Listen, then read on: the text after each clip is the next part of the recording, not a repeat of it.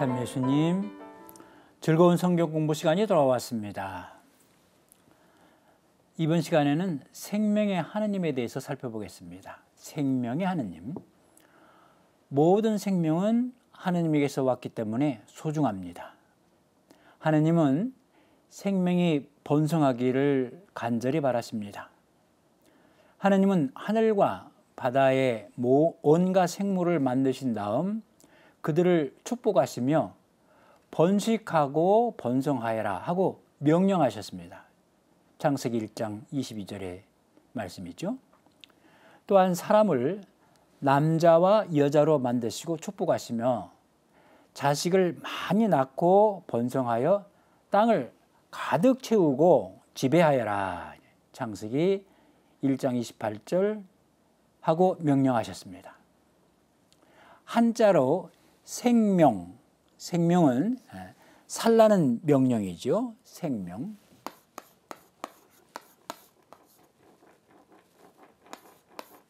생명.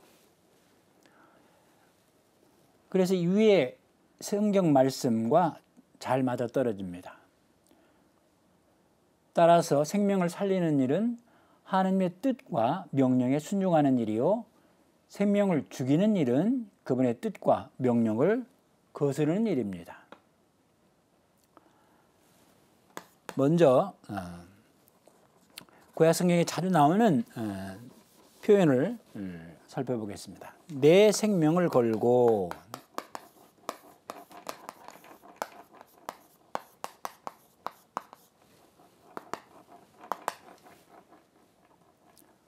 하나님께서는 당신의 생명을 걸고 중요한 결정이나 말씀을 전달하십니다. 내 생명을 걸고는 에제키엘 예언서에서 자주 볼 수 있는 표현입니다. 그러므로 내 생명을 걸고 말한다. 주 하느님의 말이다.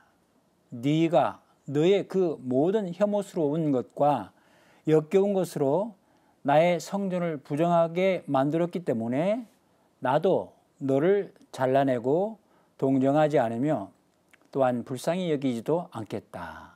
에제키엘서 5장 11절의 말씀입니다. 내 생명을 걸고 말한다. 주 하나님의 말이다. 나는 악인의 죽음을 기뻐하지 않는다. 오히려 악인이 자기 길을 버리고 돌아서 사는 것을 기뻐한다. 돌아서라. 너희 악한 길에서 돌아서라. 이스라엘 집안아, 너희가 어찌하여 죽으려 하느냐. 에제키엘서 33장 11절의 말씀이죠. 생명의 원천이시요 생명 자체이신 하느님께서 당신의 생명을 걸고 하신 말씀은 절대 취소될 수 없고 변질될 수 없는 진실입니다. 이와 비슷하게 요셉은 이집트의 절대 권력자요 살아있는 신으로 떠받드는 파라오의 생명을 걸고 자기 형제들에게 번복될 수 없는 결정을 통보합니다.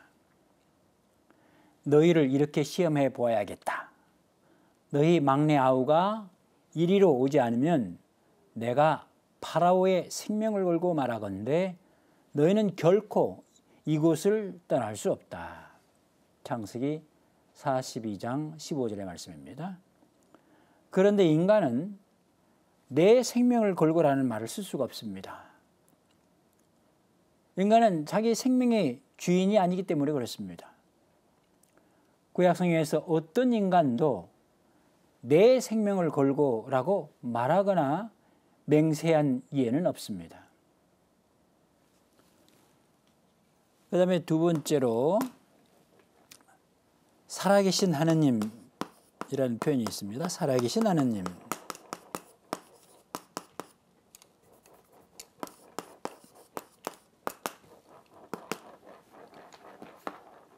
또는 살아계신 주님. 주님.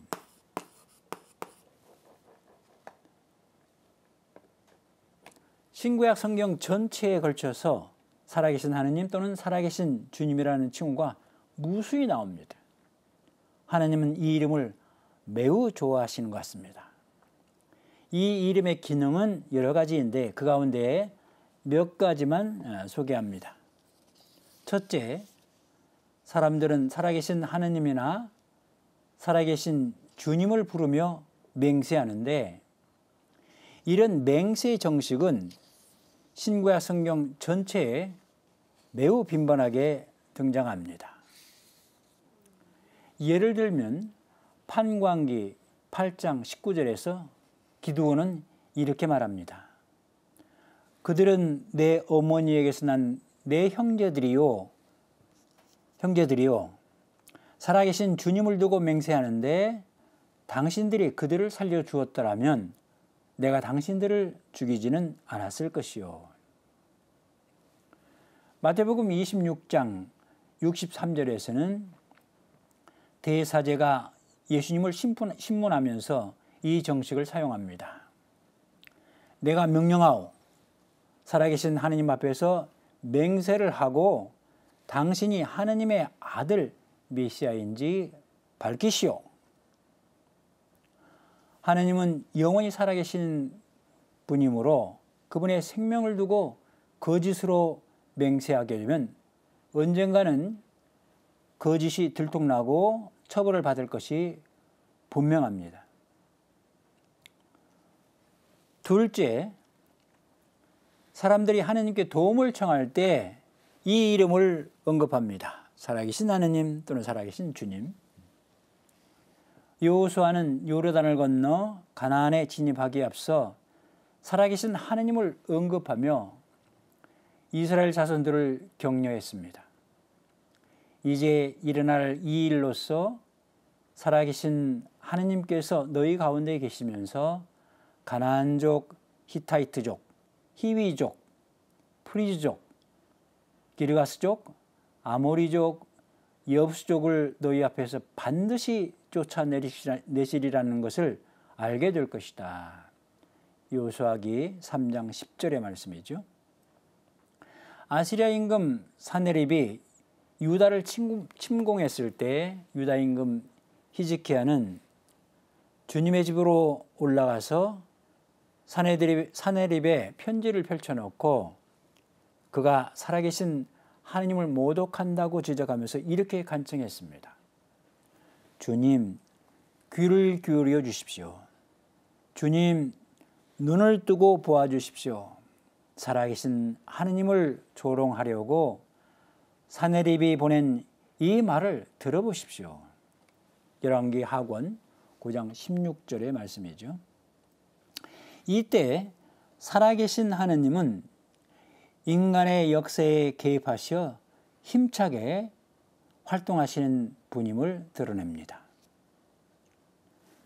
셋째, 살아계신 하느님 또는 살아계신 주님이라는 이 이름으로 우리는 그분의 백성과 자녀가 되어 영원한 생명을 보장받습니다.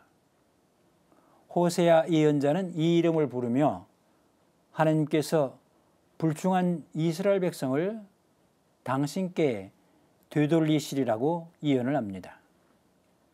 이스라엘 자손들의 수가 바다의 모래처럼 불어나 헤아릴 수도 셀 수도 없으리라. 그들에게 너희는 내 백성이 아니다 하던 그곳에서 너희는 살아계신 하나님의 자녀들이다 하리라. 호세아서 2장 1절의 말씀입니다. 바울 사도가 이것을 또 인용하면서 그들에게 너희는 나의 백성이 아니다 하던 바로 그곳에서 그들은 살아계신 하느님의 자녀라 불리리라. 로마서 9장 26절의 말씀입니다. 바울은 위에 인용한 호세아서 2장 1절을 비롯하여 에제키엘서 37장 27절, 레위기 26장 12절, 사무엘 하권 7장 14절, 이사야서 43장 6절, 예레미야서 31장 9절 이렇게 많은 구약성경 구절을 인용하면서 우리가 하느님의 백성과 아들딸이 되어 저마다 살아계신 하느님을 모시는 성전이 된다는 사실을 강조합니다. 고린토 2서 6장 16절에 보면은 하나님의 성전과 우상들이 어떻게 뜻을 같이 할 수 있겠습니까? 우리는 살아계신 하나님의 성전입니다. 이는 하나님께서 이르신 그대로입니다. 나는 그들과 함께 살며 그들 가운데에서 거닐리라. 나는 그들이 하나님이 되고 그들은 나의 백성이 되리라. 또 6장 18절에서 나는 또 너희에게 아버지가 되고 너희는 나에게 아들, 딸이 되리라. 전능하신 주님께서 말씀하신다. 바로 사도의 말씀입니다. 우리가 살아계신 하나님의 아들, 딸이 되고 살아계신 하나님을 모시는 성전이 되면 우리는 영원한 생명을 누리게 됩니다. 예수님은 이 사실을 성체 성사와 연결시키셨습니다. 우리는 살아계신 아버지께로부터 파견되신 예수 그리스도의 몸과 피를 먹고 마심으로써 영원한 생명을 얻게 됩니다. 요한복음 6장 57절에 보면은 예수님께서 이렇게 말씀하십니다. 살아계신 아버지께서 나를 보내셨고, 살아계신 아버지, 내가 아버지로 말미암아 사는 것과 같이 나를 먹는 사람도 나로 말미암아 살 것이다. 죽음으로 끝나는 우리의 지상 생명을 생각하면 허무하기 짝이 없죠. 그렇지만 살아계신 주님이 예수 그리스도를 통해서 우리를 자녀로 받아들이신다는 사실을 생각하면 한없는 희망으로 부풀어 오릅니다. 시편 저자의 말 그대로입니다. 제 영혼이 하느님을, 제 생명의 하느님을 목말라 합니다. 그 하나님의 얼굴을 언제 나가서 배울 수 있겠습니까? 시편 42편 3절의 말씀입니다. 주님의 앞들을 그리워하며 이 몸은 여유어 갑니다. 살아계신 하느님을 향하여 제 마음과 제 몸이 환성을 이룹니다. 시편 84편 3절입니다. 살아계신 하느님, 살아계신 주님, 그분께서 우리를 천지창조 이전부터 계획해서 이 세상에 살게 하셨고 지금도 계속해서 지켜보시고 또 앞으로도 계속해서 우리를 영원히 살 수 있도록 해주실 것입니다.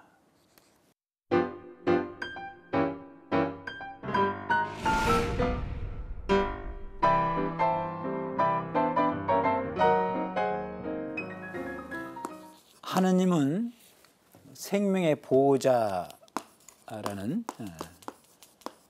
주제를 말씀드리겠습니다. 하느님은 생명의 보호자시다.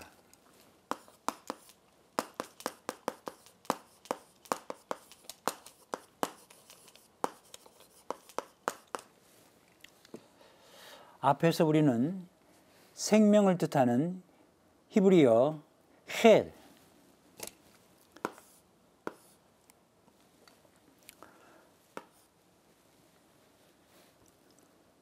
이 알파벳 그 자체로 보면은요, 울타리라는 뜻입니다. 울타리. 이렇게 울타리로 쳐져 있잖아요. 울타리를 뜻한다는 거 말씀드린 바 있습니다.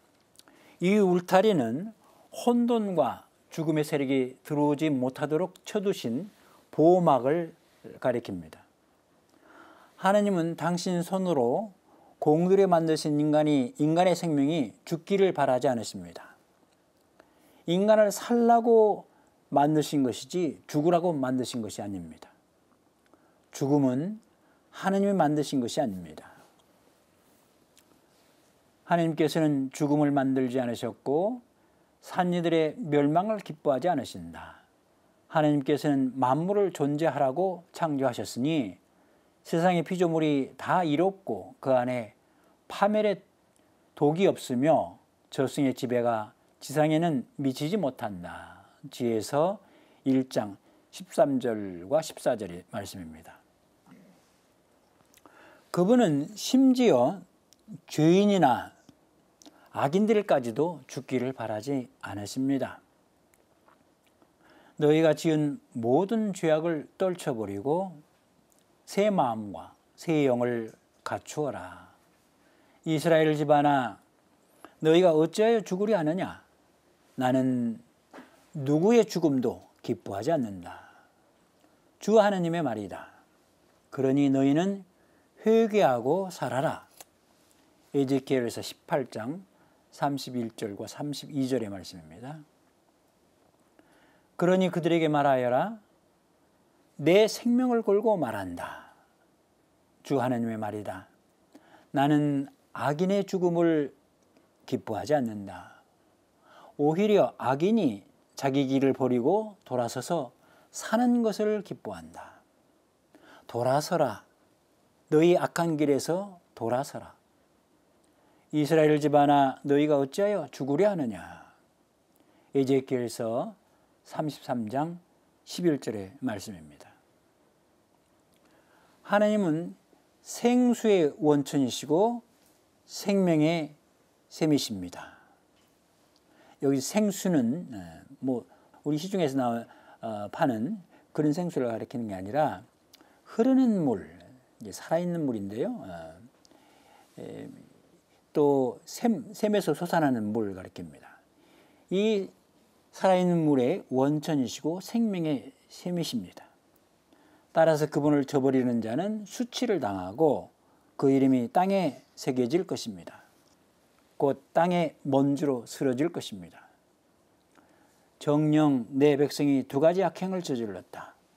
그들은 생수의 원천인 나를 저버렸고 제 자신을 위해 저수동굴을, 물이 고이지 못하는 갈라진 저수동굴을 팠다. 예레미야서 2장 13절의 말씀입니다.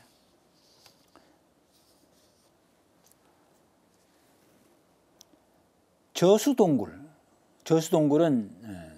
끊임없이 솟아나는 물, 마르지 않고 흐르는 생수와 달리 빗물을 받아서 저장하는 바위굴을 말하는데, 고인 물은 썩기 쉽고 또 동굴 암벽에 균열이 생기면 그나마 저장된 신선하지 못한 물이 새어나갑니다. 예레미야 예언자는 하나님을 생수의 원천으로 우상들을 갈라진 저수동굴로 비유했습니다.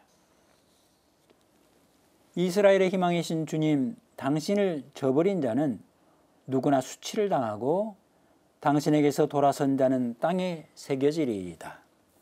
그들이 생수의 원천이신 주님을 버린 탓입니다. 예레미야서 17장 13절의 말씀입니다. 반면에 주님을 찾는 이는 누구나 생명을 얻을 수 있습니다. 정녕 당신께는 생명의 샘이 있고 당신 빛으로 저희는 빛을 봅니다. 시편 36편 10절의 말씀이죠. 특히 예언자들에게는 주님을 찾는 것 그 자체가 생명입니다. 정녕 주 하나님께서 이스라엘 집안에 이렇게 말씀하신다. 너희는 나를 찾아라. 그러면 살리라. 너희는 베텔을 찾지 말고 길갈로 가지 마라. 브에르세바로 건너가지도 마라. 길갈은 반드시 포로로 잡혀가고 베텔은 폐허가 되리라. 너희는 주님을 찾아라. 그러면 살리라. 그렇지 않으면 그가 불처럼 들이쳐 요셉 집안을 삼켜버리리니 베텔에는 그 불을 끌 자 없으리라. 아모스서 5장 4절부터 6절의 말씀입니다. 하나님은 잘못한 일을 책벌하시지만 그분에게는 그 책벌이 마지막 조처가 아닙니다.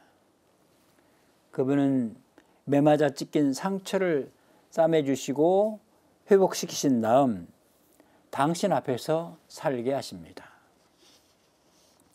자, 주님께 돌아가자. 그분께서 우리를 잡아 찢으셨지만 아픈 데를 고쳐주시고 우리를 치셨지만 싸매 주시리라. 이틀 뒤에 우리를 살려주시고 사흘째 되는 날에 우리를 일으키시어 우리가 그분 앞에서 살게 되리라. 그러니 주님을 알자. 주님을 알도록 힘쓰자. 그분의 오심은 새벽처럼 어김이 없다. 그분께서는 우리에게 비처럼 땅을 적시는 봄비처럼 오시리라. 호세아서 6장 1절부터 3절까지의 말씀입니다. 사람들은 착각합니다. 영원한 생명, 영생이라고 하죠. 영생을 얻기 위해서 이 신, 저 신, 이런 하느님, 저런 하느님, 이런 예수, 저런 예수를 찾아다니고 매달립니다. 딱히 하느님이나 예수님이 아니어도 상관없습니다. 그들에게 영생을 주겠다는 신이나 영생을 약속하는 사람이 나타나면 언제든 누구든 대환영입니다. 사이비 교주들도 상관이 없습니다. 많은 사이비 교주들이 나타나서 나를 믿어라. 그러면 영생을 얻을 수 있다. 나는 죽지 않는다. 죽더라도 다시 살아난다. 나를 믿어라. 이렇게 외치고 있고 그들을 사람들은 따릅니다. 그들을 따르는 사람들 머릿속에는 영생, 그만 얻으면 된다. 그 생각이 지배적이죠. 이런 믿음을 가진 이들을 통칭해서 구원파라 부를 수 있겠습니다. 영생교, 이것도 그거 하나죠. 성경은 이런 생각을 완전히 뒤집습니다. 인간은 영원한 생명을 얻기 위해 하나님을 선택하는 것이 아니라 생명 자체신 하느님, 살아계신 하느님, 생명의 보호자신 하느님을 선택했기 때문에 영원한 생명을 얻게 되는 것입니다. 주 너희 하느님을 사랑하고 그분의 말씀을 들으며 그분께 매달려야 한다. 주님은 너희의 생명이시다. 그리고 너희의 조상 아브라함과 이삭과 야곱에게 주시겠다고 맹세하신 땅에서 너희가 오랫동안 살 수 있게 해 주실 분이시다. 신명기 30장 20절의 말씀입니다. 영원한 생명은 우리가 우리 힘으로, 우리 능력으로 쟁취할 수 있는 것이 아니라 생명 자체이신 하나님을 믿고 의지하는 이들에게 주시는 하나님 자신의 선물입니다. 생명을 얻기 위해서, 영생을 얻기 위해서 하나님께 매달리는 것이 아니라 생명 자체이신 하나님께 매달리기 때문에 생명을 얻는 것입니다. 그분이 영원한 생명의 원천이시기 때문에 그렇습니다.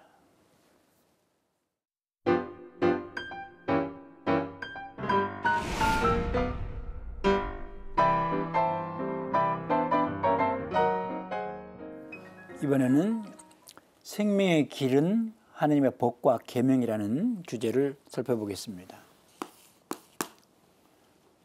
생명의 길.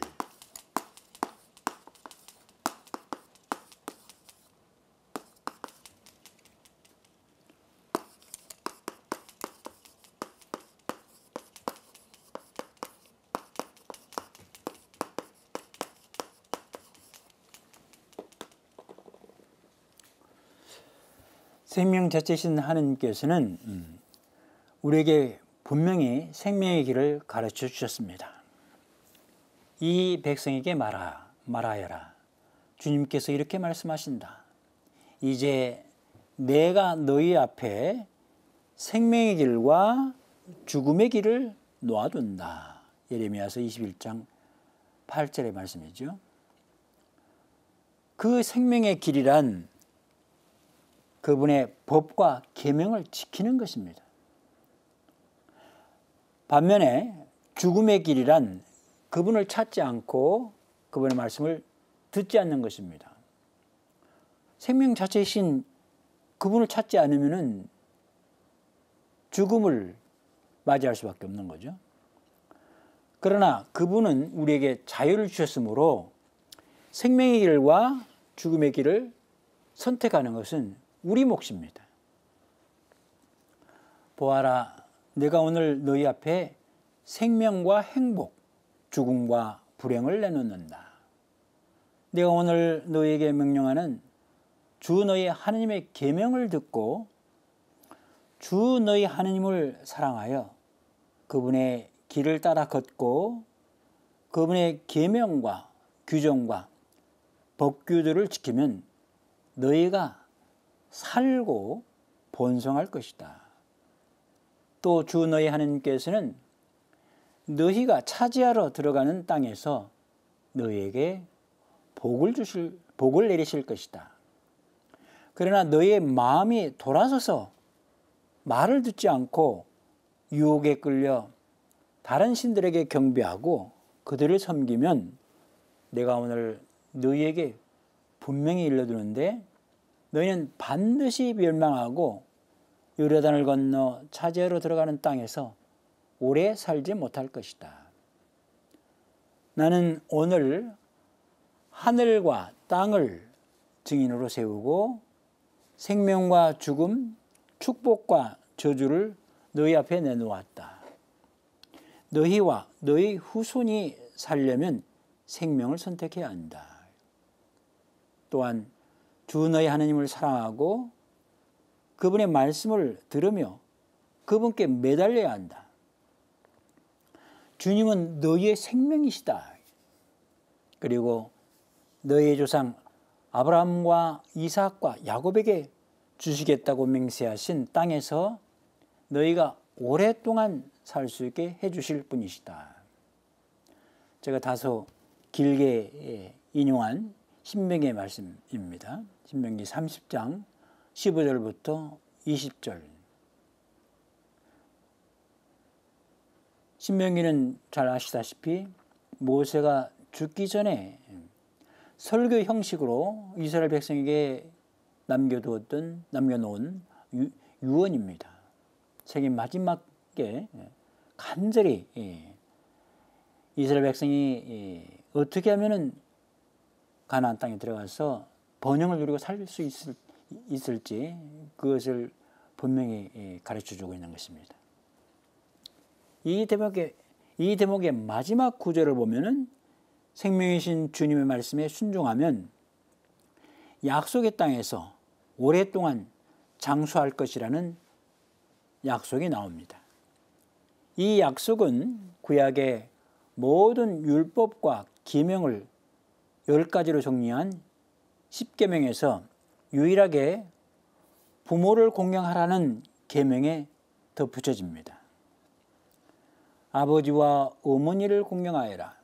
그러면 너는 주 너희 하느님이 너에게 주는 땅에서 오래 살 것이다. 탈출기 20장 12절의 말씀입니다. 여기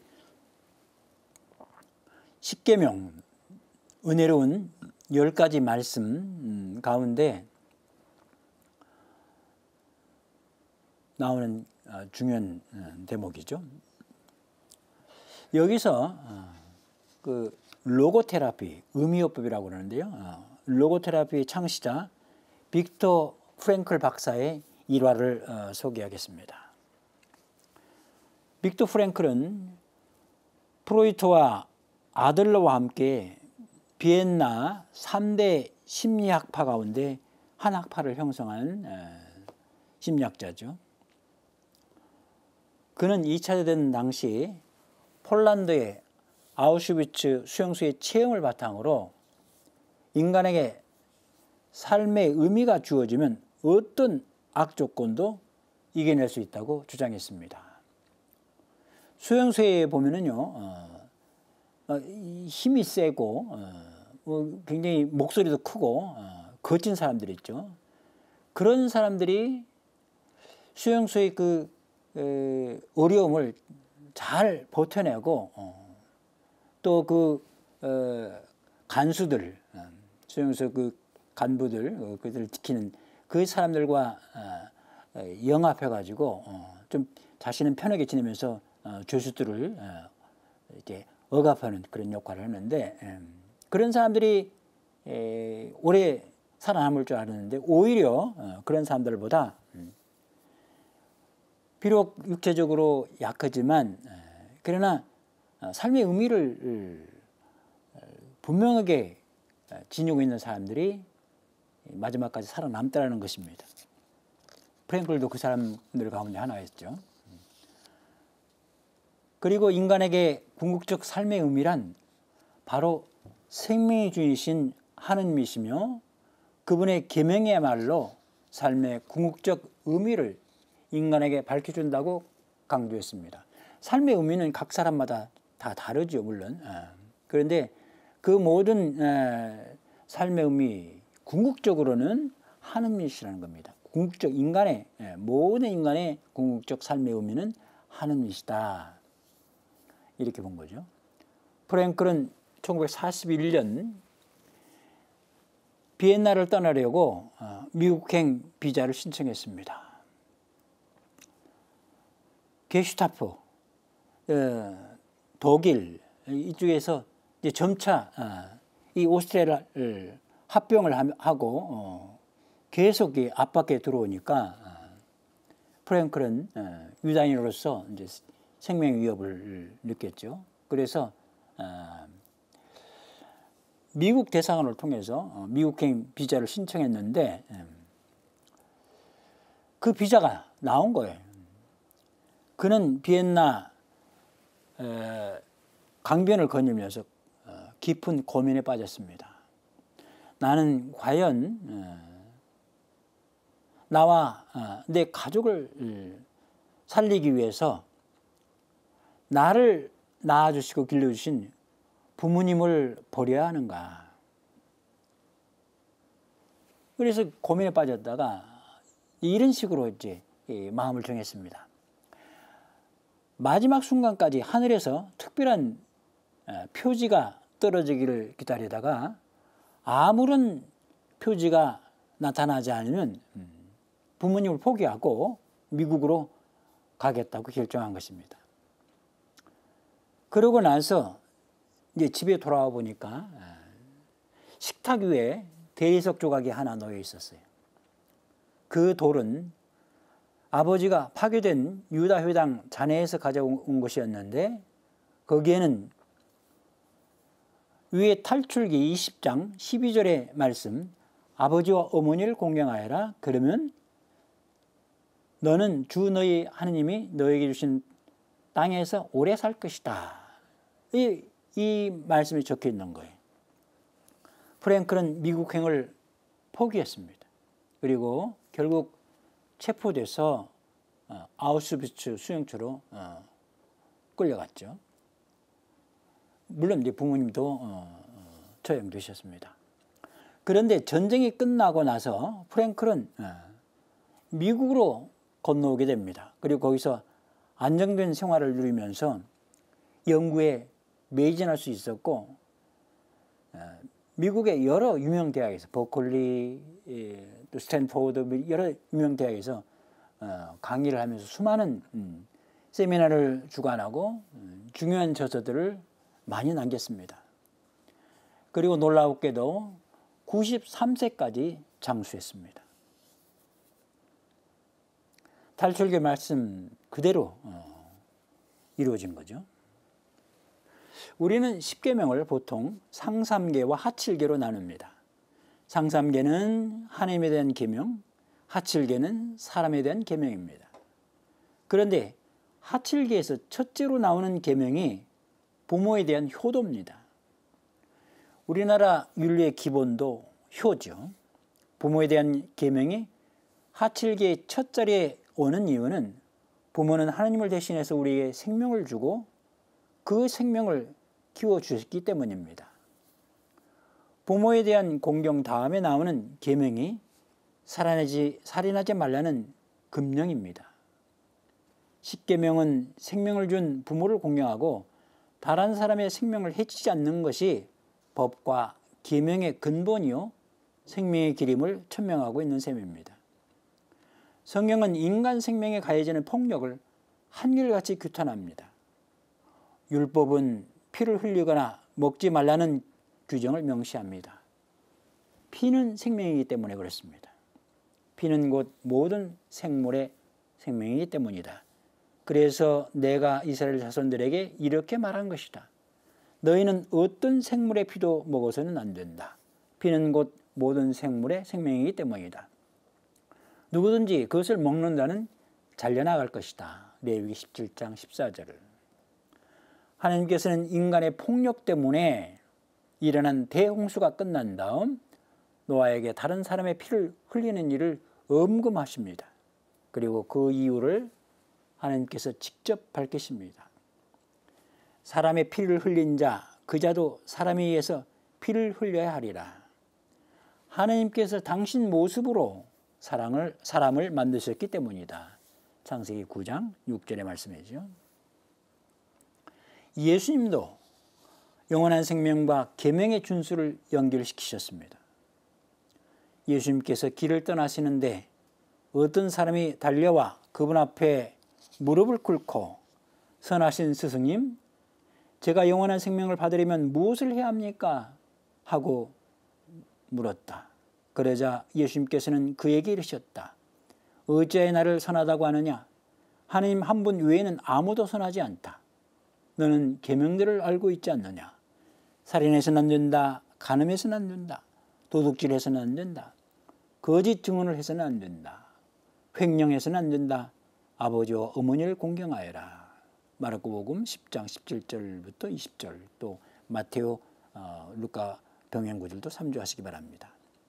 영원한 생명은 생명 자체이신 하나님의 말씀에 순종할 때 주어지는 상급입니다.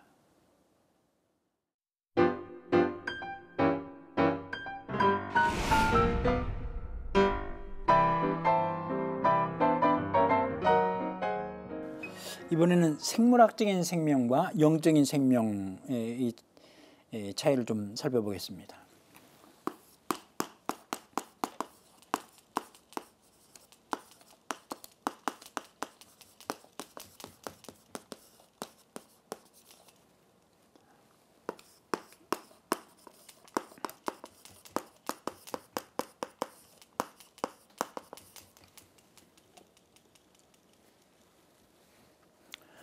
잘 알다시피 내세와 영혼불멸과 부활의 개념이 유다이즘 안에 들어오게 된 것은 구약성경에서 비교적 후대입니다.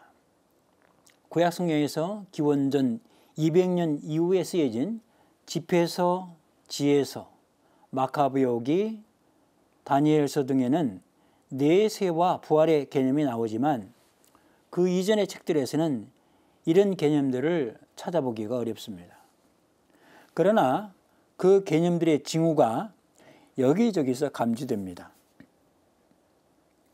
말하자면 생명에 대한 개념이 생물학적인 차원에서 영적 차원으로 점차 발전하고 있음을 알 수가 있습니다. 그 발전 과정을 살펴보겠습니다.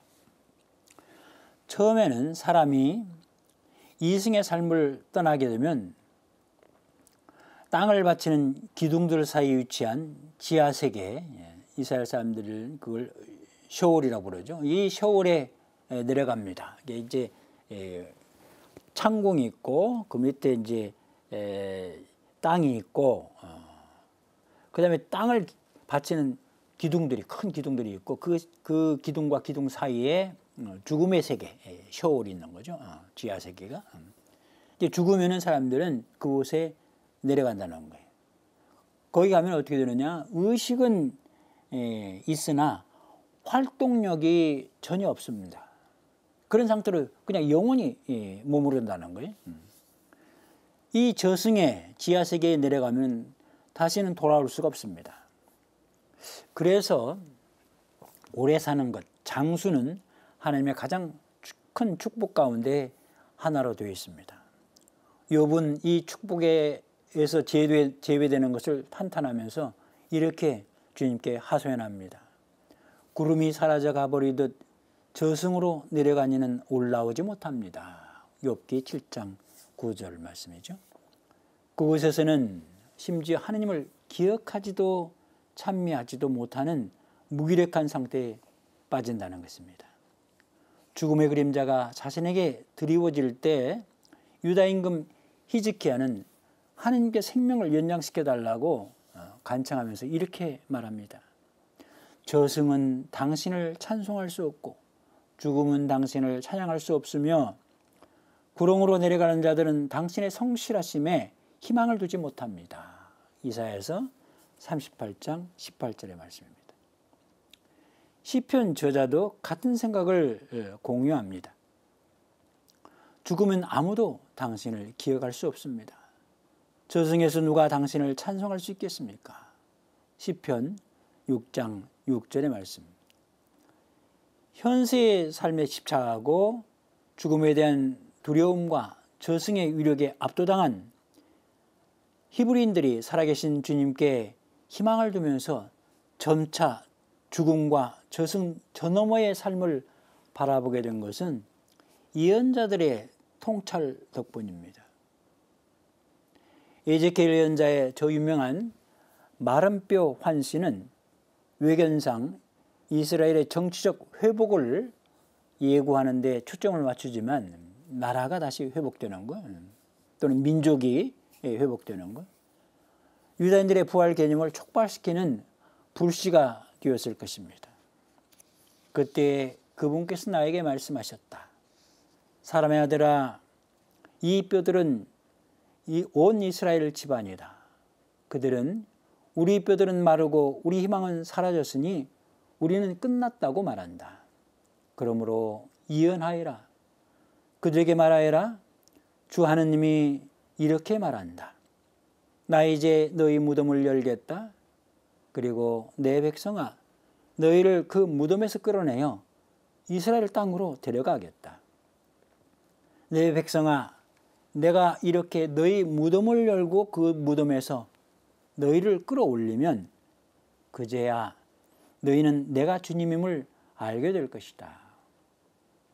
내가 너희 안에 내 영을 넣어주어 너희를 살린 다음 너희 땅으로 데려다 놓겠다. 그제야 너희는 나 주님은 말하고 그대로 실천한다는 사실을 알게 될 것이다. 주님의 말이다. 에제키엘서 37장 11절부터 14절까지 말씀입니다. 에제키엘보다 더 직접적으로 부활 개념에 접근한 예언자는 제2 이사야입니다. 고통받는 주님의 종의 넷째 노래는 예수 그리스도의 순환과 죽음과 부활을 놀라우리만치 정확하게 예고합니다. 그가 구속되어 판결을 받고 제거되었지만 누가 그의 운명에 대하여 생각해 보았던가? 정녕 그는 산이들의 땅에서 잘려나가고 내 백성의 악행 때문에 고통을 당하였다. 폭행을 저지르지도 않고 거짓을 입에 담지도 않았건만 그는 악인들과 함께 묻히고 그는 죽어서 부자들과 함께 묻혔다. 그러나 그를 으스러뜨리고자 하신 것은 주님의 뜻이었고 그분께서 그를 병고에 시달리게 하셨다. 그가 자신을 속죄 제물로 내놓으면 그는 후손을 보며 오래 살고 그를 통하여 주님의 뜻이 이루어지리라. 이사야서 53장 8절부터 10절까지의 말씀입니다. 생명과 계명의 연결은 신구약 성경의 공통점임을 앞에서 살펴봤죠. 구약에서 계명의 준수는 장수와 직결되는데 이때의 장수는 지상의 생명, 곧 생물학적인 생명의 연장일 뿐입니다. 계명을 잘 지키는 이들은 장수하면서 지상의 온갖 부귀영화를 누릴 것으로 기대하였고, 계명을 어기는 무도한 자들은 하느님에게 징벌을 받아 단명하거나 오래 살더라도 온갖 질병과 육체적, 정신적 고통을 당할 것으로 예상했습니다. 그러나 현실은 그것과 반대되는 경우가 허다합니다.